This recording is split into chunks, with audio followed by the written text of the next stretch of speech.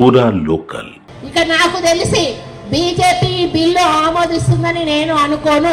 ఎందుకు అనంటే ఈరోజు మన ప్రెసిడెంట్ గారు ఒక ఎస్సీ మహిళ, మరి ఆమెను కనీసం పార్లమెంట్ కొత్త భవనం ఓపెనింగ్ చేసేటప్పుడు కూడా మోడీ ఆమెను పిలవలేదు.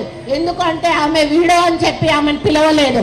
మరి ఎక్కడైతే అయోధ్యలో రాముడి గుడి ఓపెనింగ్ ఉందో అక్కడికి కూడా ఆమెను పిలవలేదు. ఎందుకు అంటే ఆమె ఎస్సీ అని పిలవలేదు. అంటే ఈరోజు నరాన బీజేపీలో కులాల యొక్క రక్తం యొక్క మరి ఆలోచనలు పాతుకుపోయి ఉన్నాయి. అంటే ఇంకా ఎస్సీలు గుళ్ళకు రావద్దు, మరి విధవలు కొన్ని శుభకార్యాలకు రావద్దు అనేటువంటి మెంటాలిటీ ఈరోజు వాళ్ళల్లో ఉన్నది.